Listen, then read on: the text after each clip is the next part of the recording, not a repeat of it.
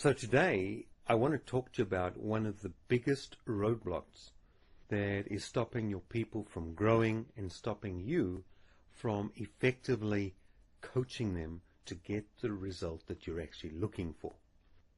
And here's the thing. If you as a coach of salespeople get this right, you will literally see, certainly within 4 to 6 weeks, you see a dramatic shift in the way your salespeople start to deliver returns. However, let me be so bold as to even issue a warning, because the opposite is also true. Because if you fail to get it, if you don't actually get what I'm about to share with you, and if you don't implement what I'm about to share with you into your coaching routine, then your salespeople will keep missing. Your people will keep leaving sales lying on the table. And for many of you, as you go through today's session, what I'm going to be sharing with you will not be a new concept, but hopefully I'm going to put a new spin on it, because this, from a practical point of view, is really the one thing that is actually locking up your people's ability to convert sales.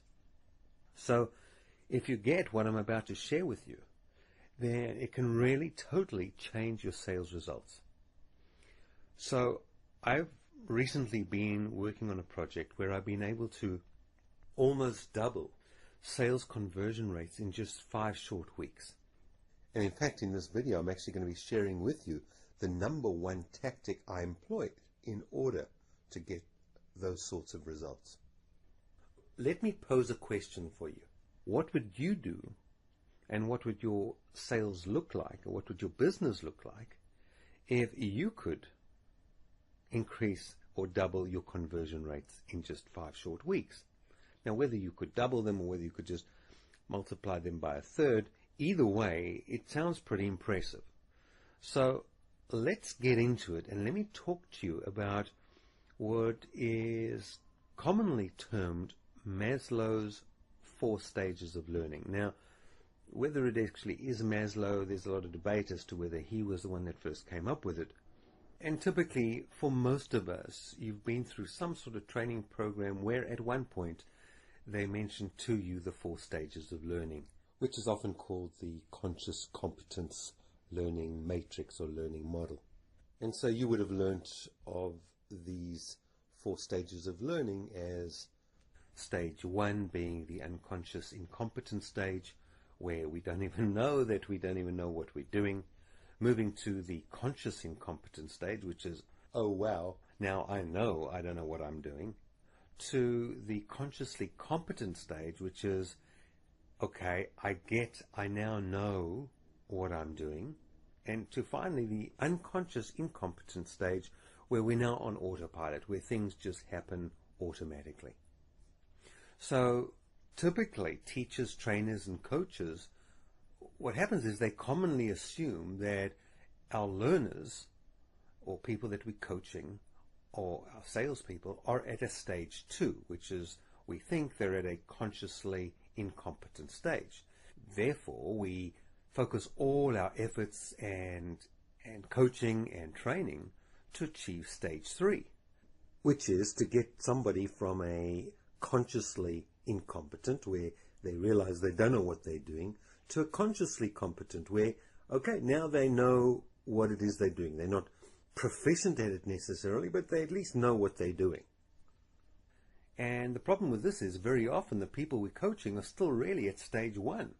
And so because we've assumed that the trainee or the coachee is aware that they have a deficit in terms of their skills, or they have some sort of behavioral deficiency, and in fact they're even willing or ready to learn and gain the benefits of it from the new skill that we're about to teach them. And of course, because we assume this, we just move straight into training them as though they were at a stage 2, whereas really at a stage 1, which is the unconscious incompetence stage, what do they really need from us? They need to understand that what they're doing currently is dysfunctional and not working. They need to be motivated to change. They need to be willing. They need to be pushed. They need to be cajoled.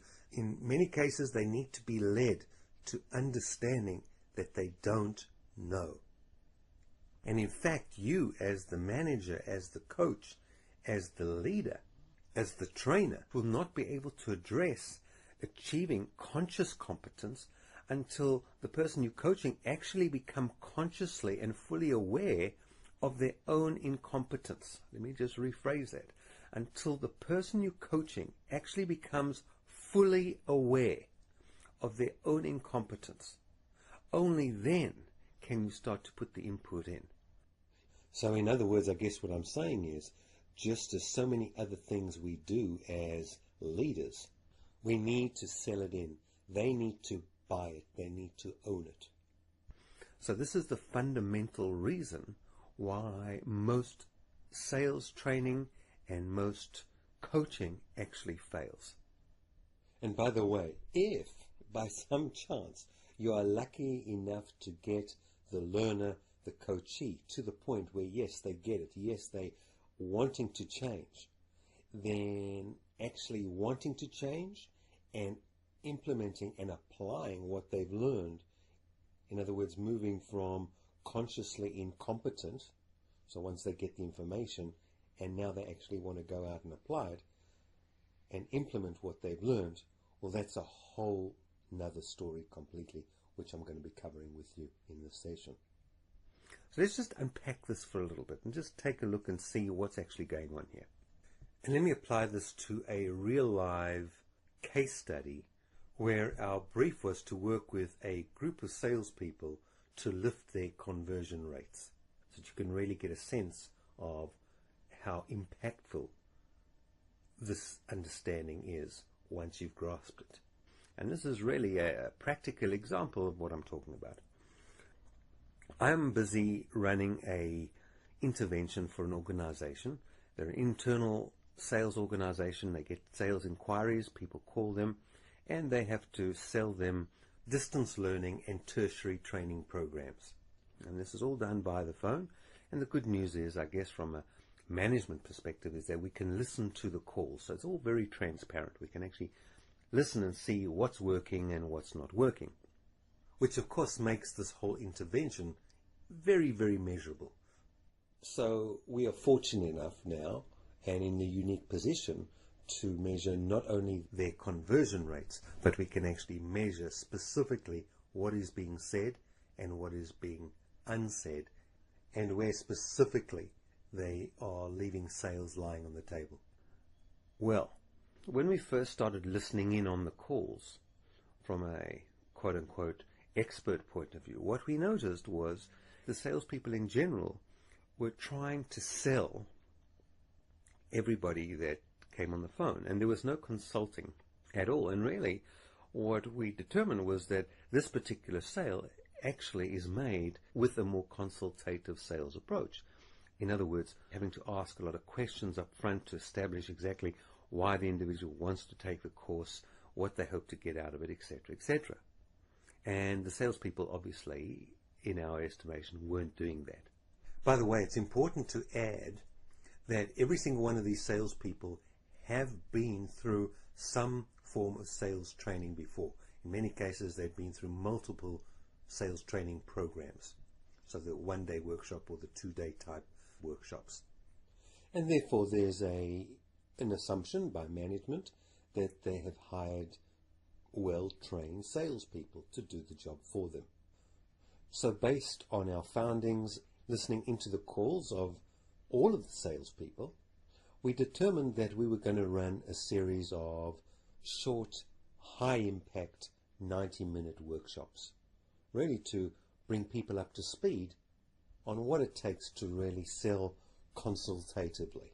In other words, what it takes to really use the Socratic method, asking a whole bunch of questions to elicit needs, and from there align those needs with what it is that we are selling.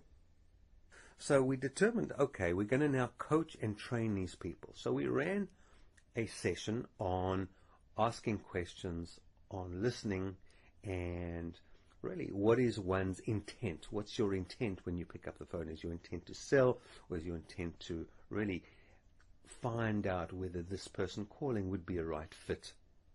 And we chose this particular skill to focus on because in our estimation, this was the one critical area where the salespeople were actually missing opportunities. Well, folks, I'm here to tell you that 5 weeks later, I haven't added any new material. I'm still working on the same information, on listening, on asking questions. I'm just going deeper into the concepts of listening and asking questions rather than adding new tactics and new skills. We're really just getting deep into the understanding of what it takes to really listen effectively. Because here's what's happened. You would think that once you've run a session, you get all the nods and people say, yeah, I've got it. You run a few role plays, you check in for understanding, and it seems like everyone's got it. And in fact, they have got it, or many of them have it. They get it consciously. Now, some people don't even get it consciously, because some people sit in the training and they're saying to themselves, well, why do I need this? There's nothing wrong with my sales. And in fact, we actually had that with a number of people. They were at the first stage of learning, the unconscious incompetent. They didn't even know that there was a problem with the way they were selling. These guys were sitting there saying, what am I even doing here? There's nothing wrong with my ability to sell. The fact that the sales that we're making, they would have made anyway, because these were just walk-up starts, was another story. So really, we had to begin by making these people aware. And the first place was aware that, in fact, their current process, their current way that they were selling was deficient, was defective, was dysfunctional. You'd think that would be as easy as running a training session and then running a coaching session. And in fact, for some people it was. But for a number of these folks, even listening to their calls together and even pointing out the holes and the dysfunction, they still didn't get it. However, because we kept our foot on the accelerator and because we never let up, we kept prodding, we kept probing, we kept pointing out, we kept showing, we kept demonstrating, we kept listening, we kept them listening, we kept them analyzing their own calls. Eventually, these people got it. Now, they moved from an unconscious incompetent, from not even knowing that they didn't even know, to a very scary place called consciously incompetent, where now they knew they didn't know what to do.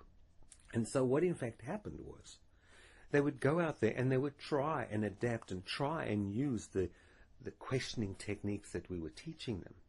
And then as soon as the sales manager would come out and say, come on guys, we need more sales, we're behind for the day or what have you, immediately that kind of stress and the tension that was put on them to make the sales pushed them, and they reverted back to their old dysfunctional behavior. Which is really the natural state of most human beings. Whenever we get under pressure, whenever we are pushed, whenever we feel under the pump, we revert back to our own dysfunctions, i.e. we pick up our dysfunctional behavior, whether it be biting our nails, smoking cigarettes, eating, drinking, etc., etc. And so really when we're under stress, our dysfunctional patterns emerge. And let's face it, selling for many of us is a stressful activity.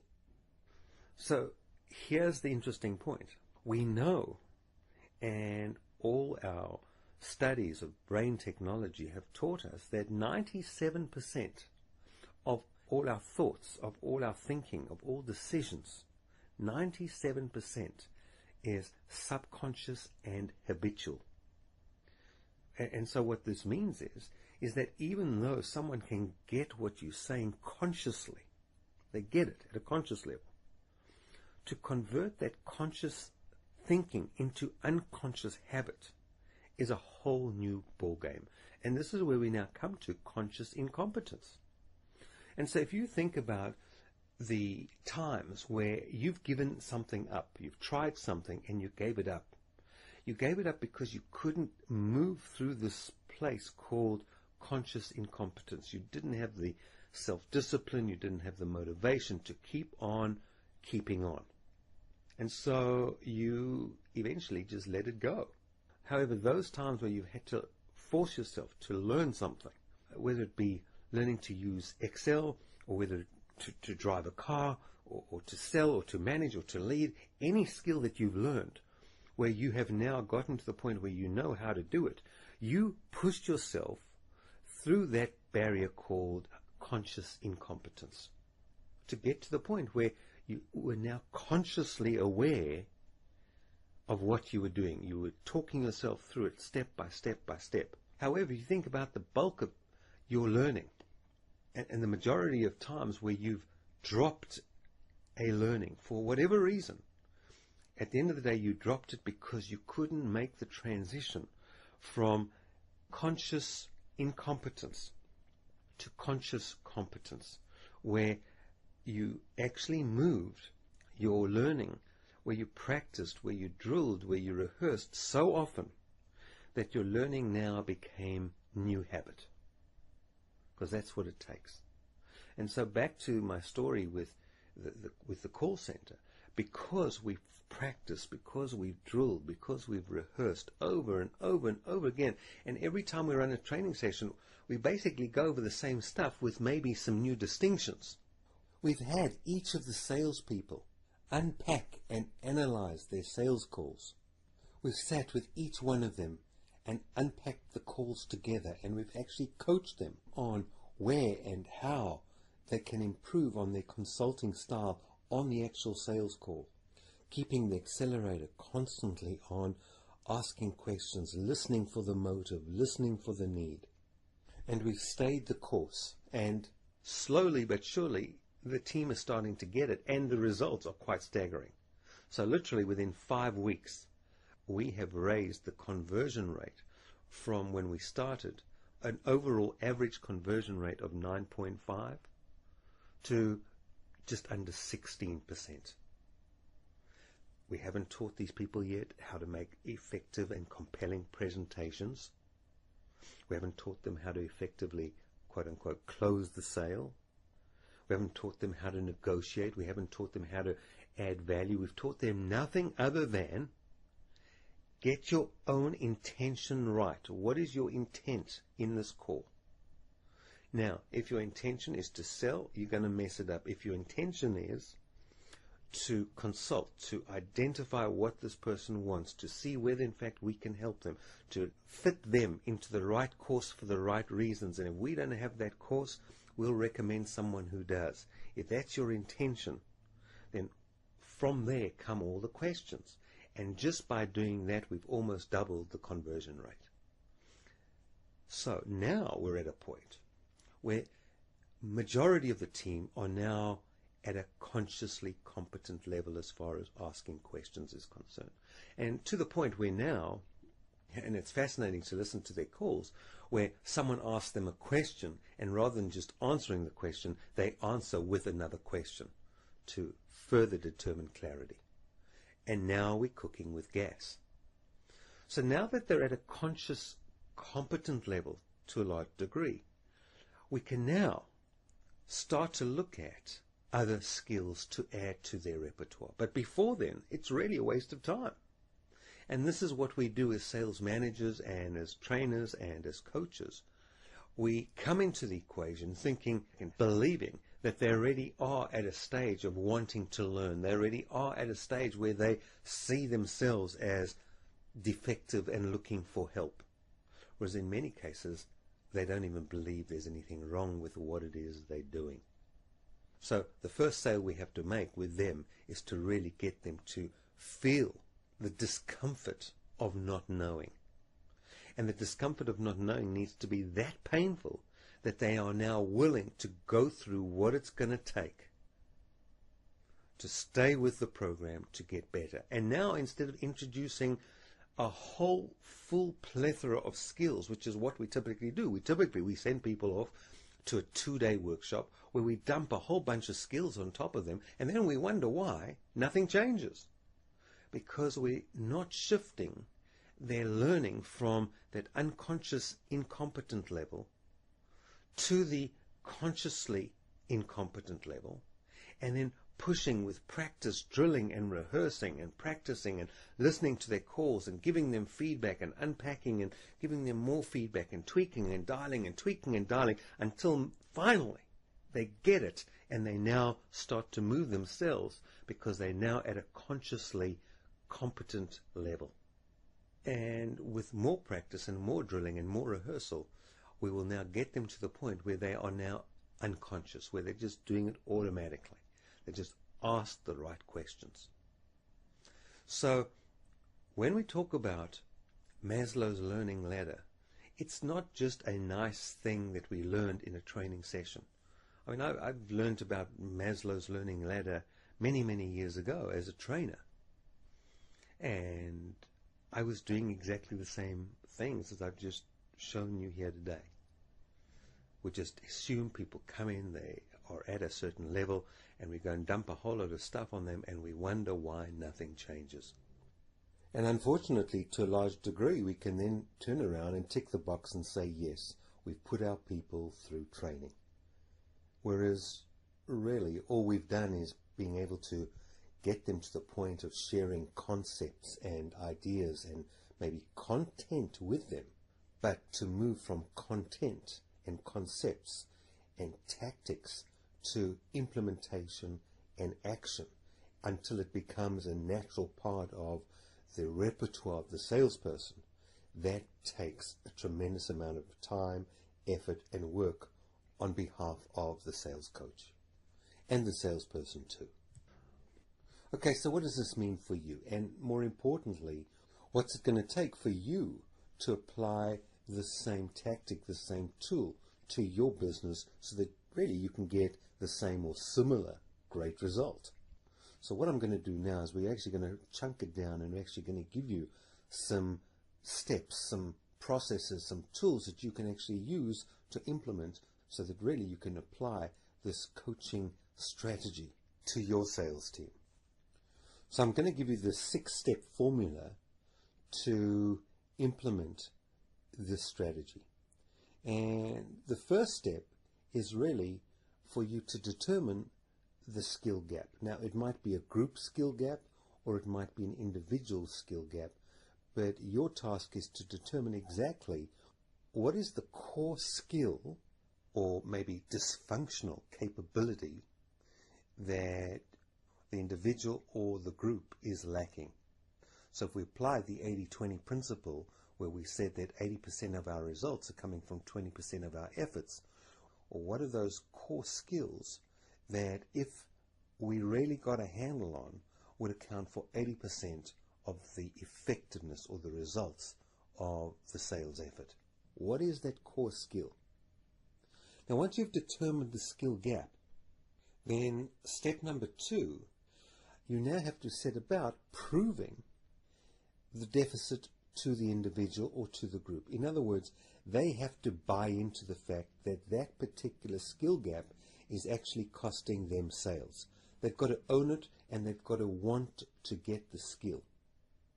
And this is where your own leadership comes in, your ability to influence them to buy into the fact that they need to change their behaviors, because it's going to take a lot of work.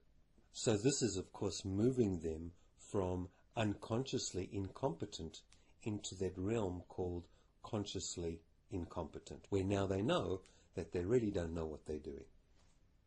And so step number 3 then is you actually have to take that skill and you've got to chunk it down into what we call the 4 learning styles. So there's 4 types of learners. You get your why learners, your what learners, your how learners, and your now learners.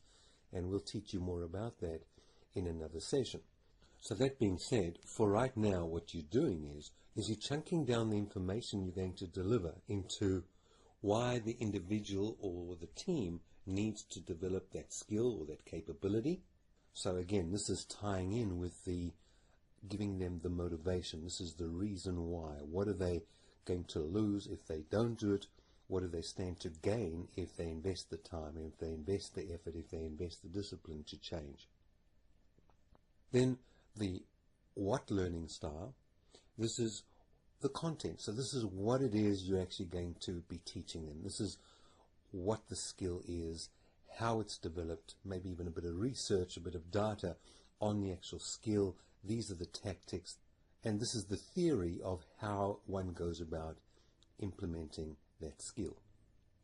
And then, of course, we've got the how. And this is where you chunk it down and break it down into steps, a bit like what I'm doing now.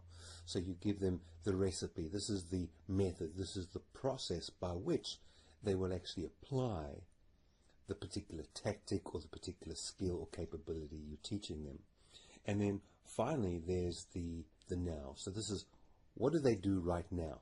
What activity, what action, what assignment, what do they need to do right now to go and implement that skill?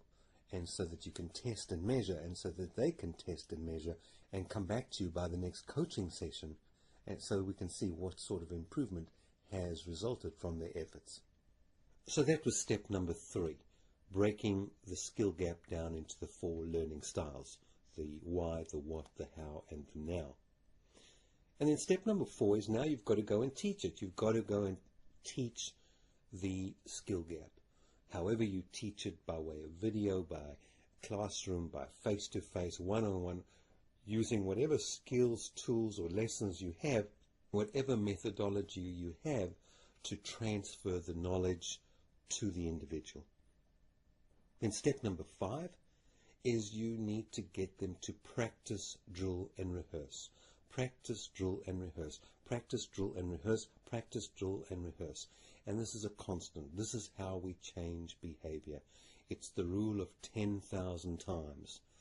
The more times they do it, the more often they do it, the more it starts to become second nature.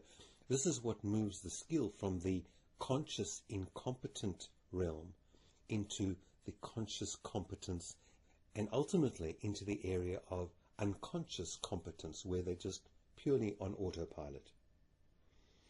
And then finally, step number 6 is you have to give them real-time feedback. So in the case study example I gave you earlier, we were able to listen in on the phone calls.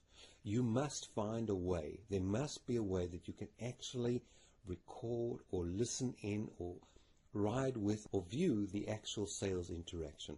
And with technology today, there are a myriad of different ways you can do that. But it must be real time so that you can give them feedback on where they came unglued. They should be able to go back and really almost self-review again where they slipped up. And so finally, what I'll do is I'll throw in a 7th step. And this is really, you just have to stay with it. You've got to keep your foot on the accelerator. You just got to do it and do it and do it and do it and do it until finally you see the change. And the good news is we know that it takes 21 consecutive days to change a habit. So remember, we said that 97% of all our thinking is habitual in nature. It takes us 21 days of continuous work and discipline to create new neural pathways that ultimately will take root so that the new habit can become part of our new nature. So let's just call it a month. But this is consecutive days where there has been no slip. So every time your salespeople slip up, every time they go back into old dysfunctional ways, you've got to literally start again. Here's the good news.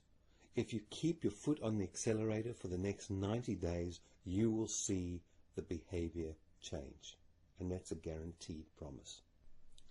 So in summary then, if we agree that maybe 5% of the sales population are naturals, that means the rest of our salespeople need to be trained to become effective in the field as salespeople. And we cannot just put them in a classroom and expect that now they've got it. They have to go through all 4 areas of Maslow's learning ladder. They've got to start out at the unconsciously incompetent stage where they don't know what they don't know. We as leaders have to help them to understand that there's a gap between what they think they know and what they think they're doing and really what they should be doing. And then once we've got them to that point, we can now move them to the consciously incompetent, where now they know they don't know what they're doing, and this is really where we can now give them some new information. And we said that the way that we're going to give them the information, we're going to use what I turned into 7 steps, or there were originally 6, where we said that we're going to, first of all, determine what the skill gap is, and then we're going to prove that skill gap to the individual so that they get it. And then we're going to prepare the lesson plan, if you like, by breaking that skill gap into the 4 learning styles, being the why, the what, the how, and the now.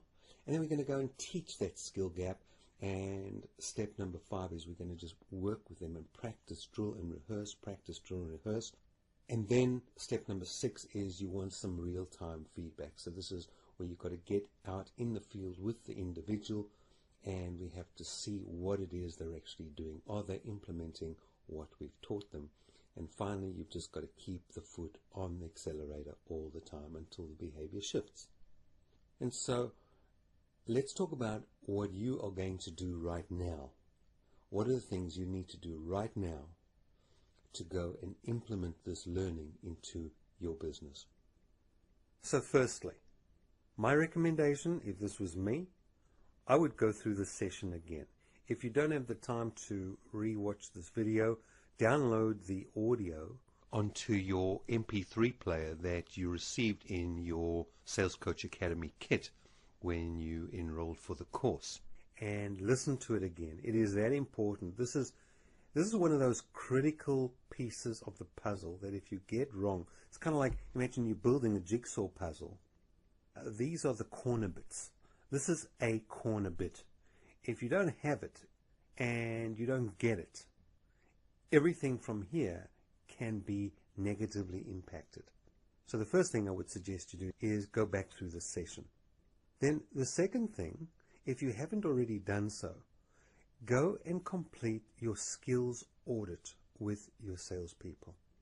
So go through the skills audit tool, select the key skills that you've determined or that your team determined to be the core skills required for effective selling for your business in your marketplace, and then go out and conduct a skills audit.